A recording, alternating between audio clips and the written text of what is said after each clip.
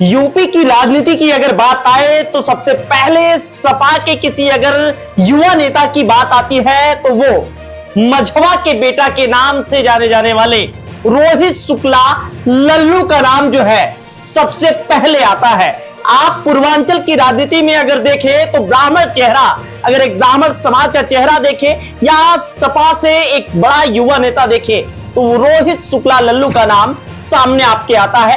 जैसे ही लोकसभा चुनाव बीता, कई जगह जो है सीटें खाली हो गई और लगातार जो है लोकसभा चुनाव में जो विपक्ष था वो बढ़त बनाए। इस बार एक बड़ी बढ़त बनाने के बाद फिर से वो तैयारी में जुट गया उपचुनाव के, और उपचुनाव आ चुका है जहां मिर्जापुर में मझवा सीट से विनोद बिंद जो भाजपा से विधायक थे मझवा के, वो भदोही के सांसद चुने गए और ये सीट जो है खाली हो गई और यहां चुनाव की जो सरगर्मी है वो तेजी से बढ़ने लगी है। मैं आ चुका हूं आपको मझवा विधानसभा पर उपचुनाव पर पहला रिपोर्ट लेकर, और पहले प्रत्याशी से होने वाले प्रत्याशी से कहा जा सकता है क्योंकि 2017 में रोहित शुक्ला लल्लू प्रत्याशी रहे और 2022 में जो है अभी अच्छा फाइट किया है इन्होंने। तो बातचीत करेंगे हम, आज आपको रूबरू कराएंगे रोहित शुक्ला लल्लू से। आपने इनका नाम कहीं ना कहीं एक संबोधन सुना होगा, मझवा का बेटा रोहित शुक्ला। तो उनसे बातचीत करेंगे और जानेंगे कि आखिर क्या चुनावी रणनीति है इस पूरे उपचुनाव की। पहले तो आपका स्वागत है हमारे चैनल पे। नमस्कार। पहले तो आपको बहुत बहुत धन्यवाद और बधाई कि आपने मझवा विधानसभा के बेटे को, गरीब गुरबे के लोगों को आवाज बनाने के लिए आप यहाँ आए, इसके लिए आपका बहुत धन्यवाद।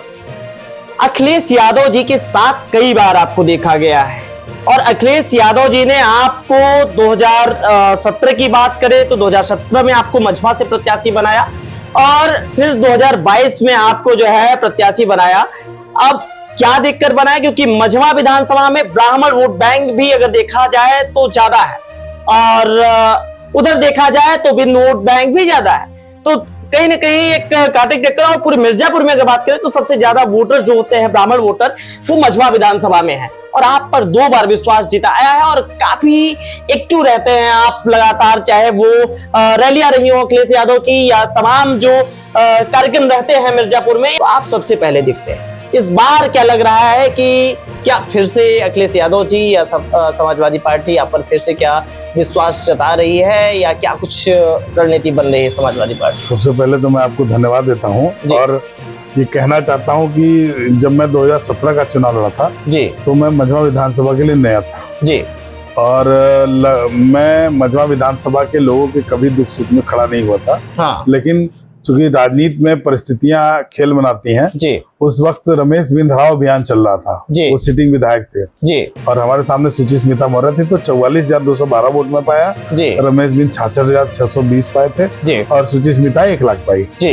अब 2022 के चुनाव में आते हैं जी, हम लोग चुनाव जीत रहे थे, सरकार बन रही थी जी, लेकिन हमारे दल में एक आगे स्वामी प्रसाद मौर्य जी, उन्होंने कुछ उल्टी सीधी बात कह दी तो लोगों को बुरा लगा और चूंकि पार्टी में अंतिम वक्त पे टिकट, चूंकि नामांकन किसी और का हुआ था जी, माननीय जी ने हमको विश्वास जताया जी, तब भी मझवा की सामान्य जनता ने 69,648 वोट दिया जी, और चूंकि बाहरी व्यक्ति विनोद बिंद चूंकि सपा से तैयारी कर रहे थे और लेकिन वो नहीं जीतने लायक थे तो वो पार्टी ने उनको ज्ञानपुर दिया, टिकट सम्मान दिया, लेकिन वो टिकट छोड़ के चले गए और फिर आके दूसरे दल से टिकट लेके आके लड़े और चूंकि भीतरघात हुआ हमारे साथ जी, और मैं चुनाव हार गया। अच्छा। इतिहास में पहली बार चूंकि कहा गया है कि हमारे मझवा में दलित वोट सबसे ज्यादा है जी, दलित के बाद ब्राह्मण, उसके बाद बिंद आता है जी। मझवा विधानसभा का जाति समीकरण ऐसा है कि लोग यहाँ जाति के नाम पे चुनाव लड़ते आए हैं और जीत के निकल के चले गए, लेकिन इस बार आदरणीय अखिलेश यादव जी की पीडीए लहर जी, और समाजवादी पार्टी के काम को और प्रत्याशी जो होने वाला, चूंकि ये उपचुनाव है जी, 10 उपचुनाव होगा विधानसभा का जी, प्रत्याशी और पार्टी दोनों को देखते हुए जनता चुनेगी जी। मैं 2 बार चुनाव लड़ा हूँ, घर घर लोगों के बीच गया हूँ, लोग मझवा का बेटा कहते हैं जी, और निश्चय इस बार हमारा समाज हमारे साथ खड़ा है जी, और पीडीएस के साथ हम लोग हैं, पीडीए हमारे साथ खड़ा है, हम लोग चुनाव निश्चित ही जीतेंगे। इस बार कम से कम ऐतिहासिक 1,40,000 वोट हम लोग पाएंगे। 1,40,000 वोट से आप जीतेंगे, ये आप दावा कर रहे हैं। पहले भी चुनाव लड़े हैं और उसके बाद मैं वर्तमान की अगर बात करूं तो इस बार जो है पीडीए का एक जोरदार प्रहार जो है वो कहीं ना कहीं भाजपा पे या कहा जाए एनडीए पे रहा है। और यहाँ से भी सपा समाजवादी पार्टी से जो प्रत्याशी खड़े किए गए थे वो जो है काफी वोटों से जो है आगे बढ़त बनाए हुए थे। हालांकि लास्ट में 37,000 से अनुप्रिया पटेल चुनाव जीतती है। तो क्या लगता है कि इस बार की चुनावी रणनीति मझवा की क्या कह रही है कि क्या इस बार जो है रोहित शुक्ला पर विश्वास अखिलेश यादव जताएंगे? क्या फिर से रोहित शुक्ला मझवा के प्रत्याशी के रूप में आएंगे? जी, पहले तो मैं धन्यवाद दूंगा। लोकसभा चुनाव में मिर्जापुर की जनता जीती है जी। ईवीएम जीता है और हम लोग हारे हैं जी। मझवा की जनता और पांचों विधानसभा की जनता ने ऐतिहासिक वोट आदरणीय रमेश बिंद जी को दिया जी। अनुप्रिया पटेल को लोग नहीं चाहते थे जी, लेकिन पता नहीं कैसे वो चुनाव जीत गए 37,000 से। वो तो उनको पता है जब 2 लाख से वो जीतते थे जी, तो जहाँ 37,000 पे आके अटके हैं जी। निश्चय ही हम लोग अगली बार हमारा सांसद होगा, अनुप्रिया पटेल हारेगी चुनाव। और मझवा की बात करते हैं जी, तो मझवा में पीडीए जिंदाबाद है जी। और मझवा की जनता, हमारे ब्राह्मण समाज के लोग, सम्मानित और समसर समाज के लोग इस बार मझवा का चुनाव जीतेंगे 35 साल बाद, 40 साल बाद। एक सवाल मेरा और है आपसे, क्या इस बार फिर से समाजवादी पार्टी आपको प्रत्याशी बना रही है? क्या फिर से आप प्रत्याशी के रूप में मझवा में आ रहे हैं? देखिए, यह निर्णय माननीय राष्ट्रीय अध्यक्ष जी का है जी, लेकिन निर्णय माननीय राष्ट्रीय अध्यक्ष जी, हम लोग को विश्वास है कि इस बार चुनाव मौका हमको देंगे, अंतिम मौका देंगे, क्योंकि मेरे लिए भी अंतिम चुनाव है जी, और मेरे समाज के लिए भी अंतिम चुनाव है जी। मैं आपके चैनल के माध्यम से कहना चाहूंगा जी, और इस बार मेरा समाज मेरे साथ एकदम खड़ा है जी। ब्राह्मण कहीं बढ़ता नहीं है जी, ब्राह्मण एक ही तरफ रहेगा और इस बार समाजवादी पार्टी को जिताने काम करेगा। आदरणीय अखिलेश यादव जी ने जिस प्रकार माता प्रसाद पांडे जी को विधानसभा अध्यक्ष जी जो थे पूर्व थे जी, उनको नेता सदन विपक्ष बनाया है जी, इतना बड़ी कुर्सी दी, अपनी कुर्सी दी है जी। और उत्तर प्रदेश का ब्राह्मण समाज पूरी तरीके से मन बना चुका है कि योगी आदित्यनाथ को किसी भी प्रकार से नहीं जीतने देना है, अखिलेश यादव जी को जिताना है। आपकी राजनीति जो है छात्र जीवन से रही है, जहाँ तक मुझे जानकारी है। कब से आपने जो है राजनीति छात्र जीवन में शुरुआत किया? किस सन में आपने जो है कॉलेज में चुनाव लड़ा? क्या कुछ रहा है आपका पूरे जीवन में? राजनीतिक सफर क्या रहा है आपका? देखिए, लोकतंत्र की पहली सीढ़ी होती है छात्र राजनीति जी। तो छात्र राजनीति में हम लोग थे, बिनानी कॉलेज में छात्र संघ अध्यक्ष का चुनाव लड़े थे और कई लोगों को जिताया भी था जी। और समाजवादी पार्टी एक ऐसी पार्टी है जो नौजवानों की पार्टी है, बुजुर्गों की है, महिलाओं, हर वर्ग की है जी। लेकिन जहाँ छात्र संघ की बात आती है, वहाँ समाजवादी पार्टी सबसे पहले छात्रों के साथ खड़ी रहती है जी। आपको याद होगा जब नेताजी मुख्यमंत्री बने थे जी 2002 से 2007 तक, तो सबसे पहले इलाहाबाद में आके उधर मुख्यमंत्री का शपथ लिया और इलाहाबाद विश्वविद्यालय में आके तुरंत छात्र संघ की बहाली की जी। तो समाजवादी पार्टी ही नौजवानों की पार्टी है और नौजवानों के साथ खड़ी रहती है। उसी प्रकार हमको भी आदरणीय अखिलेश यादव जी मिले जी। मैं जब छात्र राजनीति में था जी, छात्र राजनीति जब से आगे बढ़ा तो आदरणीय अखिलेश यादव जी से मिला और उनसे प्रभावित होकर समाजवादी पार्टी में आया और तब से आज तक अखिलेश यादव जिंदाबाद कर रहा हूँ। 2009-10 से जब बाल कुमार सांसद हुए तब से आपका नाम जो है कहीं न कहीं समाजवादी पार्टी के एक प्रमुख कार्यकर्ता के रूप में जो है हाईलाइटेड हुआ और कई जगह आप जो है लड़ते हुए दिखे। या पोस्टमार्टम हाउस की बात की जाए तो 5 बजे के बाद अक्सर आप जो है लोगों के लिए लड़ते दिखते हैं। कहीं थाने पर बात की जाए, कार्यकर्ताओं के लिए बात की जाए तो आप लड़ते हुए दिखते हैं। क्या कुछ इसके पीछे विचारधारा रहती है? आप क्यों ऐसे जो है रिस्क लेते रहते हैं लगातार लोगों के लिए और कैसे हो पाता है ये सारी चीजें? देखिए, जनता ही पावर देती है, जनता ही पावर खींचती है। अच्छा।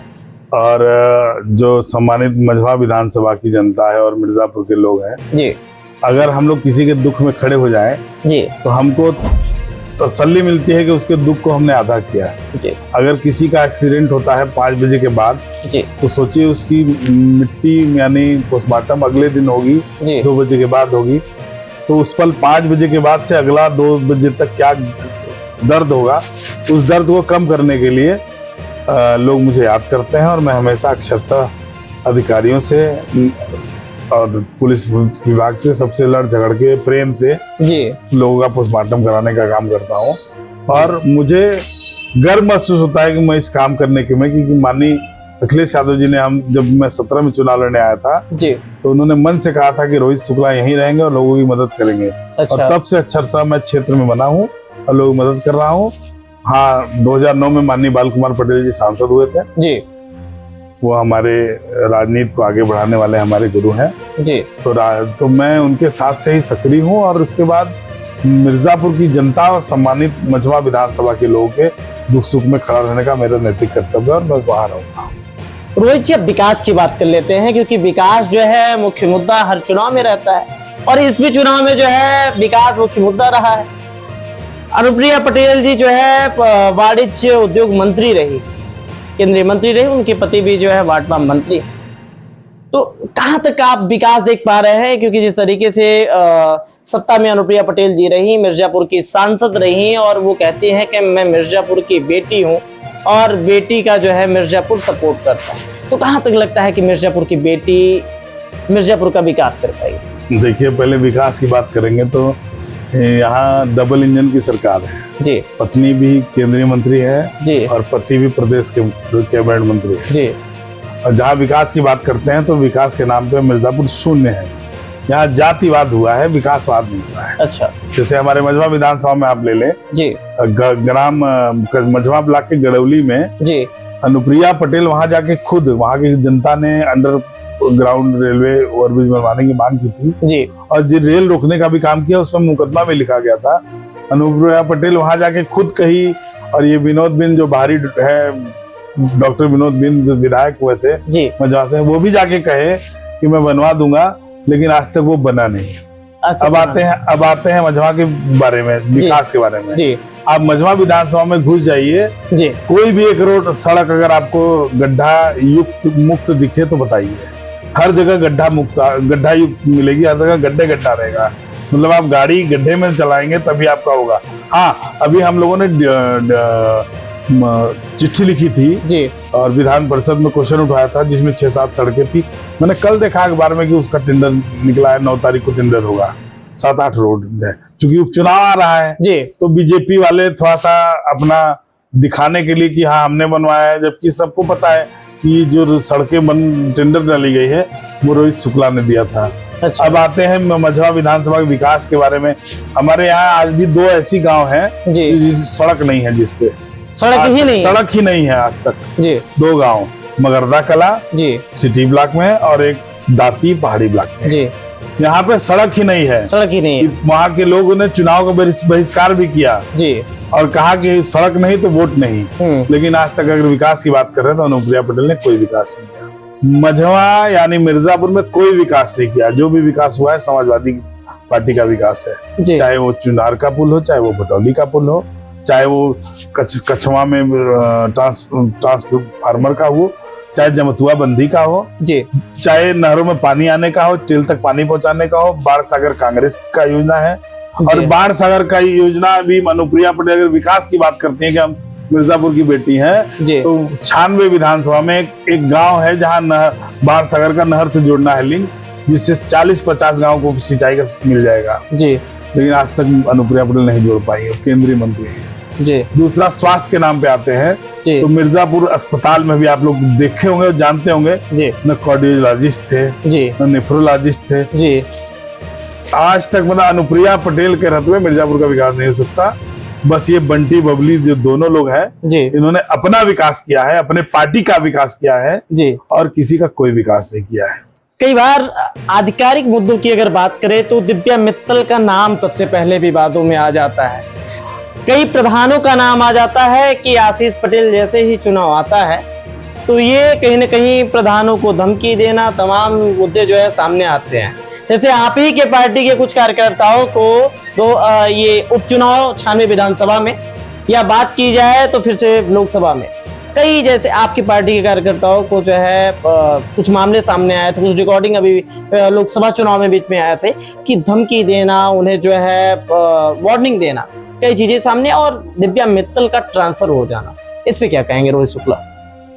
देखिए, दिव्या मित्तल जी बहुत अच्छी जिलाधिकारी थी जी, मिर्जापुर की जी, और मिर्जापुर के लिए वो मिर्जापुर को अपना घर समझती थी जी।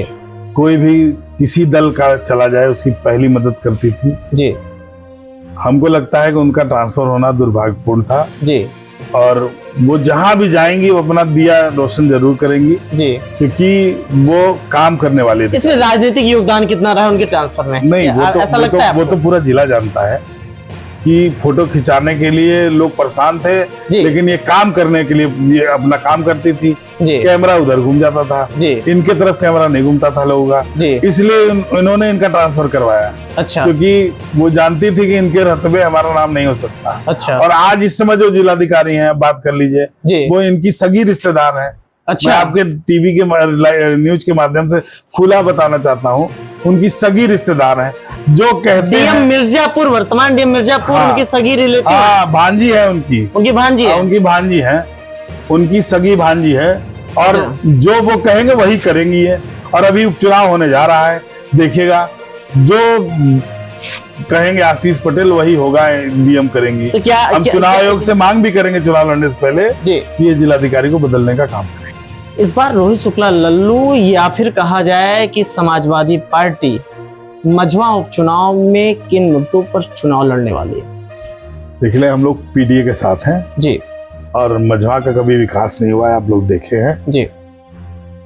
तो हम लोग विकास के मुद्दे पे चुनाव लड़ेंगे, आदरणीय अखिलेश यादव जी के आदेश का पालन करेंगे। और जो हमारे पार्टी का मूल सिद्धांत है जी, कि हर वर्ग के लोगों का के साथ खड़ा रहना, उनकी मदद करना, सिंचाई का साधन, मतलब अब तो हमको लगता है कि हर गांव में, और हमारा एक मेन उद्देश्य ये रहेगा कि जब हम लोग चुनाव जीतेंगे तो हर गांव में चौपाल लगाएंगे अधिकारियों की।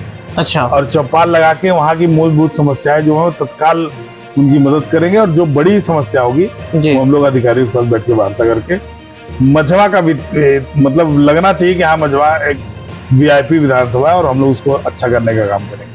कुछ चीजें और देखने को मिली अभी हाल ही में, जैसे मैं 96 विधानसभा में गया था, वहां पर मीटर तो है, लोगों के पास कनेक्शन तो है, लेकिन आज तक खंभे और बिजली का तार जो है वो नहीं पहुंच पाया है। उनका बिजली बिल तो आ रहा है, लेकिन आज तक उनके घर में जो है बल्ब नहीं चल रहा है। क्या ऐसी स्थिति कहीं मझवा में भी आपको देखने को मिली है? जैसे मैंने आपको बताया कि रोड नहीं है हमारे मझवा विधानसभा में, 2 गांव ऐसे हैं जी, और इसी प्रकार बिजली का भी समस्या है जी। और हमको लगता है कि भाई अंधेर नगरी चौपट राजा। अच्छा। यहाँ पे जो विधायक हैं वो बाहरी हैं जी। यहाँ जो विधायक होता है वो अपना प्रोफाइल बड़ा करने के लिए बाहर निकल जाता है जी। यहाँ के लोगों से मोह माया नहीं रहता है। बाहरी विधायक की बात करें तो एक बार एक वीडियो बड़ा तेजी से टोल प्लाजा का वायरल हुआ था, जिसमें आपके पूर्व विधायक की जो है टीम जा रही थी और वहाँ कुछ तोड़ फोड़ का मामला। विधायक नहीं, वर्तमान विधायक अभी सांसद हो चुके हैं, सांसद हो चुके हैं। वो भारतीय जनता पार्टी गठबंधन दल के जी। निषाद पूरी बात कहिए जी कि देखिए, ये सत्ता का घमंड है जी। अगर वो टोल वालों से झगड़ा कर रहे हैं, मारपीट कर रहे हैं जी, और अपनी ताकत को दिखा रहे हैं कि हम बाहुबली हैं जी, और हम गेट खोल के 150 गाड़ियों को पास करवाए थे जी, तो राजस्व का सरकार का नुकसान कराए हैं जी, तो ये सब जानते हैं कि ये सत्ता का घमंड है, उनका सत्ता का घमंड बोल रहा है। तो पूरी बातचीत आप देख रहे थे रोहित शुक्ला लल्लू से, जिन्हें मझवा का बेटा कहकर संबोधित किया जाता है।